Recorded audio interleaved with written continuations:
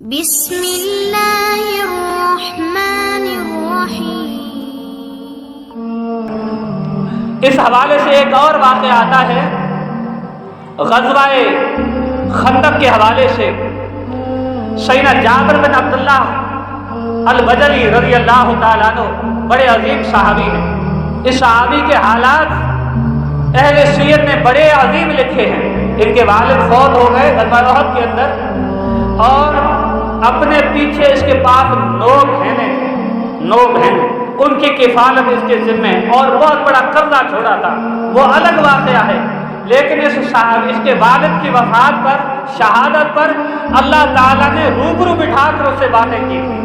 دنیا کے اندر کوئی ایسا شہید نہیں آیا جس سے اللہ نے روبرو بٹھا کر باتیں کی ہے۔ یہ شرف سیدنا جابر بن عبداللہ رضی اللہ تعالیٰ عنہ کو اللہ نے عطا فرمایا تھا۔ جابر کے والد عبداللہ کو اللہ نے عطا فرمایا تھا۔ اتنے عظیم صحابی تھے اور نبی صلی اللہ علیہ وسلم سے بے انتہا محبت کرنے والے تھے۔ ان کا واقعہ آتا ہے غزوہ خندق کے حوالے سے۔ غزوہ خندق مدینے کے قریب جو ہے یہ خندقیں کھودی گئی تھی۔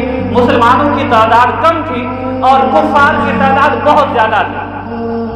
فارس سے آنے والے سیدنا سلمان فارسی نے مجلس شورا اللہ کے رسول صلی اللہ علیہ وسلم نے قائم کی۔ آپ نے صحابہ سے مشورہ کیا کہ کفار سے کیسے لڑا جائے۔ سیدنا سلمان فارسی نے کہا کہ اللہ کے رسول، فارس کے اندر جب ہمارے دشمن ہم پر حملہ کرتے، ہماری تعداد کم ہوتی تو ہم کیا کرتے کہ خندقیں کھودتے تھے تاکہ آسانی سے وہ ہم پر حملہ نہ کر سکے، اور اس میں ہمیں بہت زیادہ فائدہ ہوگا۔ اسی مشورے پر اللہ کے نبی صلی اللہ علیہ وسلم نے صحابہ کرام کو حکم دیا۔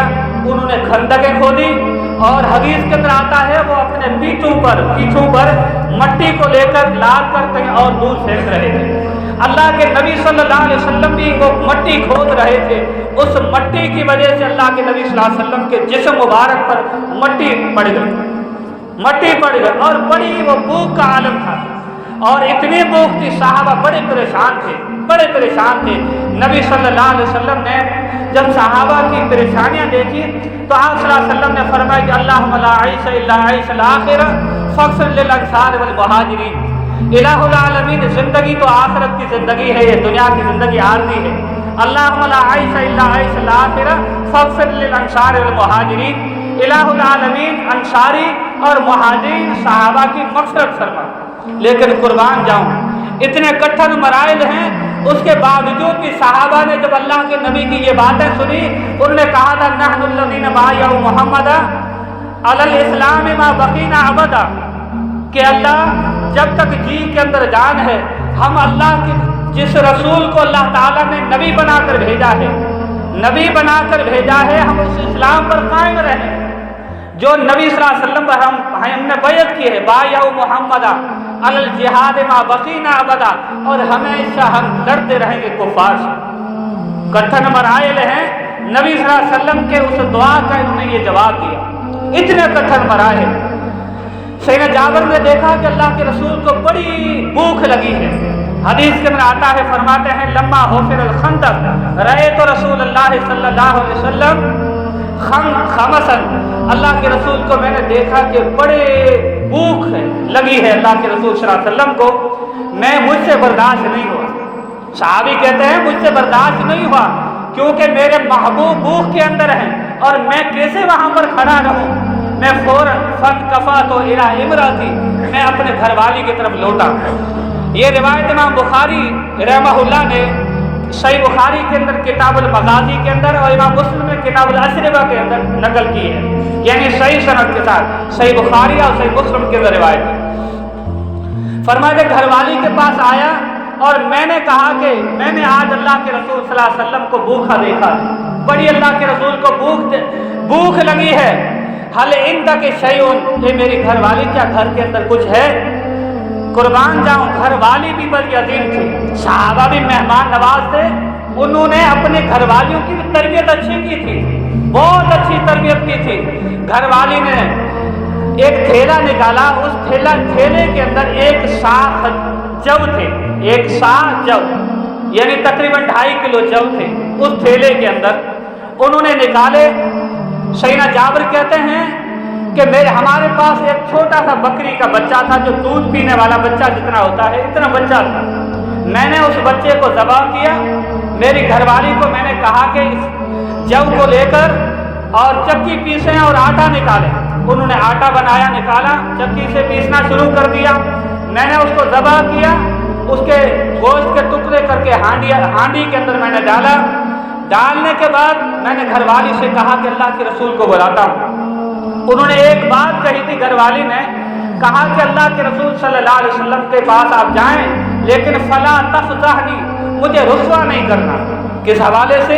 کہا کہ ہمارے پاس جتنا کھانا ہے اتنی آپ کو دعوت دینی ہے، اتنے لوگوں کو آپ کو دعوت دینی ہے۔ یہ بھی بڑی عقل مند عورت کی نشانی ہے۔ بعض لوگ دعوت دے دیتے ہیں، اس کو بھی دے دی، اس کو بھی دے دی، یہ دعوتیں بہت ہو گئی، لیکن وہاں پہ پتہ چلا کہ کھانا ہی ختم ہو گیا۔ اس میں بےزتی کس کی ہے؟ اس میں میزبان کی بےزتی ہے، جنہوں نے لوگوں کو دعوت دی ہے۔ دعوت اتنے لوگوں کو دینی چاہیے، بلکہ اس حوالے سے میں اصلاح بھی چاہوں گا۔ دعوت ایک کو دی جاتی ہے، کارڈ ایک کو دیا جاتا ہے، لیکن اس کے پیچھے پورا گھر چلے جاتا ہے، اسلام نے اس بات سے روکا ہے، جس کو دعوت دی جائے وہی دعوت میں جائے۔ یہ نہیں کہ بچے بھی جا رہے ہیں، گھر والی بھی جا رہی ہے، دعوت ایک کو دی ہے، 10 جنے ساتھ جا رہے ہیں، پھر پتہ چلا کہ کھانا ختم ہو گیا۔ بھائی اسلام نہیں سکھاتا اس بات سے، جس کو دعوت دی جائے وہی جائے۔ اگر کسی کو لے جائے تو پہلے اس سے پوچھے کہ بھائی میں اپنے ساتھ ایک شخص اور کو لایا ہوں، اگر آپ کی اجازت ہوگی تو لے آؤں گا، ورنہ نہیں۔ اسے اسلام نے سختی سے منع کیا ہے۔ یہ ہماری بہت بیکار عادت ہے کہ ہم دوسروں کو بھی لاتے ہیں، دعوت ایک کو دی جائے اور دوسرے بھی جاتے ہیں، پتہ چلتا ہے کھانا ہی ختم ہو گیا۔ آخر سیدنا جابر کی گھر والی نے کہا کہ مجھے رسوا نہیں کرنا، جتنوں کو دعوت دی جائے اتنوں کو لے آنا ہے۔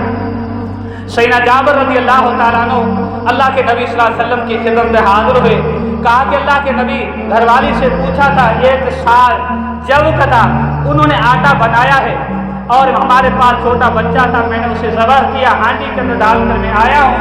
اللہ کے رسول آپ چلیں، آپ کو میری طرف سے اور ہمارے گھر کی طرف سے دعوت ہے۔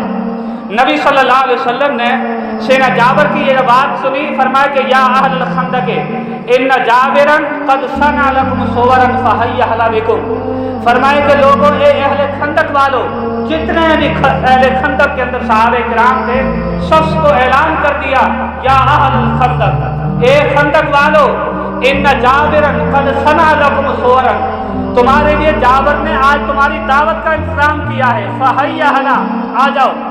سارے صحابہ کو نبی صلی اللہ علیہ وسلم نے دعوت دے دی، حالانکہ سیدنا جابر نے نبی صلی اللہ علیہ وسلم کو الگ سے بتایا تھا کہ اتنا ہمارے پاس ہے، لیکن نبی صلی اللہ علیہ وسلم نے سب کو دعوت دے دی۔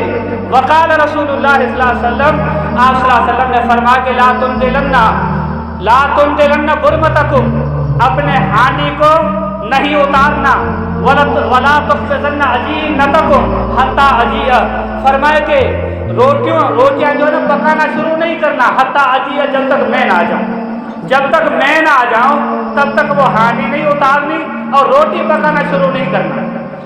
آخر نبی صلی اللہ علیہ وسلم آگے چلے، صحابہ ان کے پیچھے، سیدنا جابر جلدی گھر والی کے پاس پہنچے، ان کو پورا ماجرا بتایا۔ گھر والی نے کہا کہ آپ کے دوست ہی آپ کو کہیں گے، آپ ہی پریشان ہو گئے، مجھے کوئی پرواہ نہیں ہے، زیادہ لوگوں کو آپ نے اگر دعوت دی ہے مجھے کوئی پرواہ نہیں۔ اس کے بعد سیدنا جابر نے کہا کہ اللہ کے رسول نے یہ ہمیں نصیحت دی ہے۔ وہ گھر والی عقل مند تھی، سمجھ گئی، اور اس کے بعد نبی صلی اللہ علیہ وسلم آئے، آپ نے فرمایا کہ ایک روٹی پکانے والی عورت اور کو بلایا جائے، ایک روٹی پکانے والی عورت اور کو بلایا جائے۔ اس کے بعد نبی صلی اللہ علیہ وسلم نے کیا حدیث کے اندر آتا ہے، پھر نبی صلی اللہ علیہ وسلم نے برکت کی دعا فرمائی، فبصق فیہا وبارک، نبی صلی اللہ علیہ وسلم نے سب سے پہلے اس ہانڈی کے اندر اپنا لعاب مبارک ڈالا اور برکت کی دعا کی، ثم عمد، اس کے بعد آگے بڑھے، فبصق وبارک، پھر نبی صلی اللہ علیہ وسلم اس آٹے میں بھی لعاب مبارک ڈالا اور برکت کی دعا کی۔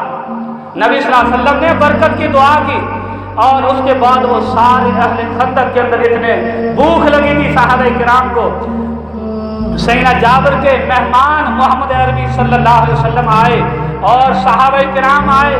ये मेहमान मेज़बान के घर पहुंच गए, खाना शुरू हुआ। नबी सल्लल्लाहु अलैहि वसल्लम ने ये नसीहत की थी कि हांडी को नहीं उतारना और इनको गोश्त देते जाए। उनको गोश्त दिया गया। सैयदना जाबिर फरमाते हैं हम 1000 सहाबा किराम थे, 1000 सहाबा किराम थे, सब ने वो गोश्त खाया और उसके बाद सब ने रोटी भी खाई। उसके बाद भी इतना बच गया, उसके बाद भी इतना बच गया और वही का इतना गोश्त बच गया और इतना आटा पड़ा रहा, इतना का इतना आटा पड़ा रहा। ये नबी सल्लल्लाहु अलैहि वसल्लम की बरकत है, ये आप सल्लल्लाहु अलैहि वसल्लम का मौजज़ा है, ये सहाबे किराम की मेहमान नवाजी है। इस मेहमान नवाजी का जनाजा जो है यहाँ पे निकल चुका है, हमारे अंदर मेहमान नवाजी का जनाजा निकल चुका है। मैं सलाम पेश करता हूँ सऊदी अरब वालों को, अल्लाह उनको और आगे बढ़ाए। आप देखेंगे सुबह को भी लाइनें लगती हैं, लेने वाले बहुत हैं, देने वाले कम नहीं होते, लेने वाले जो हैं लाइनें होती हैं और फिर भी वो देते रहते हैं। सुबह को भी शाम को भी मेहमान नवाजी के अंदर ये लोग बहुत मशहूर हैं। ये अल्लाह के नबी सल्लल्लाहु अलैहि वसल्लम की सुन्नत है।